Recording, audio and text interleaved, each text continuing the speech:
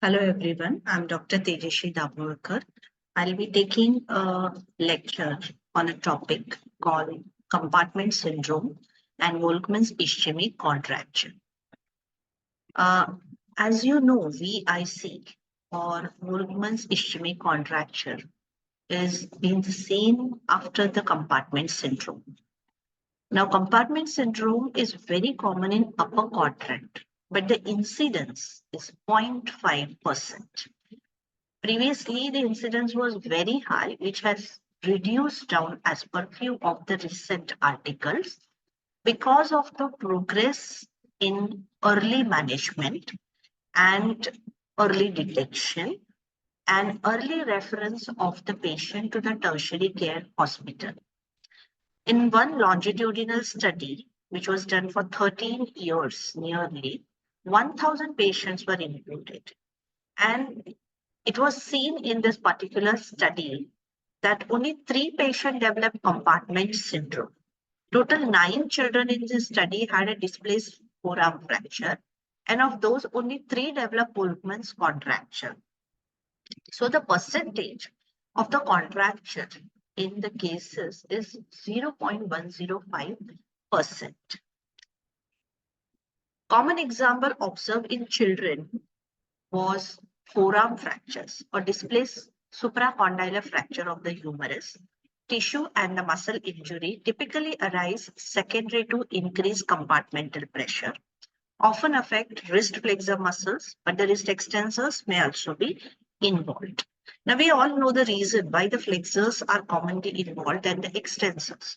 It is basically because the forearm compartment is very tight compartment. It is a narrow compartment as compared to the extensor, the flexor compartment is tight. So due to that, what happens? So whenever the inflammatory product get accumulated inside this particular compartment, the compression effect is much more evident on the flexor side as compared to the extensor side. And that is why the flexors are more involved than the extensors. So this anatomical variation or the significance, everybody need to remember. As far as etiology is concerned, the major cause is two-thirds under the age of 30, it has been observed. Now, why below the age of 30 is because the compartment is tight, muscle mass is good, patient is young, as compared to the patients who are of the higher age, where the muscle mass get reduced down, connective tissue or the fat level is reduced down, and that is why the compartment is loose.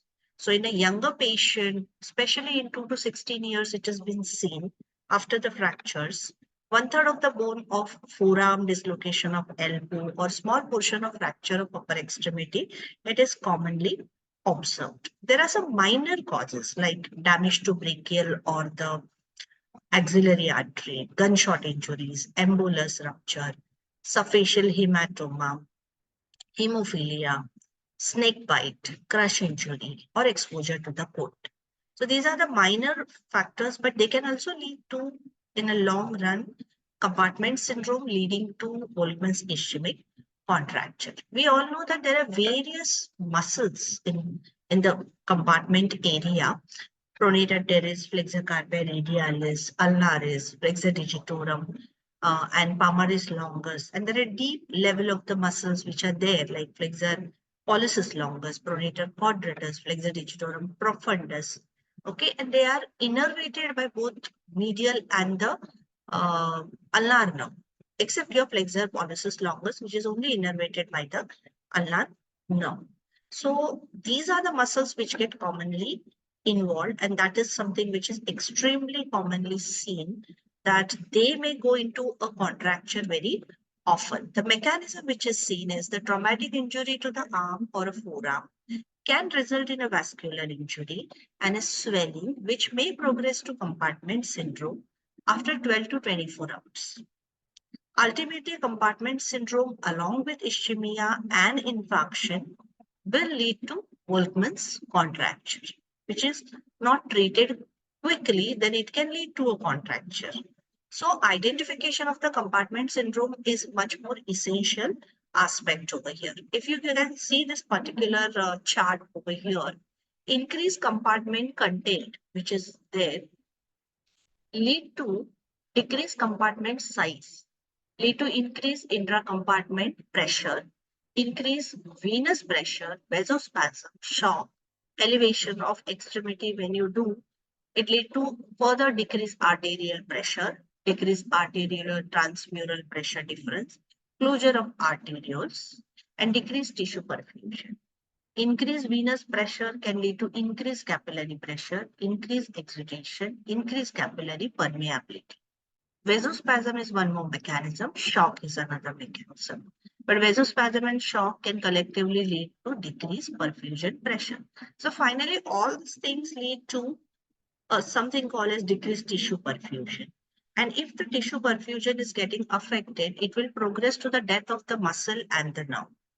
We have to remember one thing is whenever we have such patient, we cannot ask the patient to have elevation of the extremity. Elevation of the extremity is leading to the affection of the tissue perfusion. So when we are rehabilitating such people of the compartment syndrome, that elevation is leading to the compromise of the blood supply. So this is a basic mechanism where ultimately a patient will lead to progressive death of the muscle and the nerve in the forearm, and that further lead to a contracture status. So I think we have covered what are the causes. We have covered how common or the incidence of the Volkmann's contracture or compartment syndrome is there. What are the major causes? What are the minor causes? And what is this particular mechanism basically? And we have tried to analyze why flexor is more affected than extensors. This particular mechanism, which is a good reference from the Journal of the Bone and the Joint Surgery, which is put up for you. This is a schematic representation for everybody to remember that what is the cause which lead to the ultimate Volkmann's ischemic contracture. Because we know that patient come to us when the VIC is developed, when the surgical procedure is done after the VIC. So a physiotherapist has to rehabilitate a patient of VIC before the surgery and after the surgery.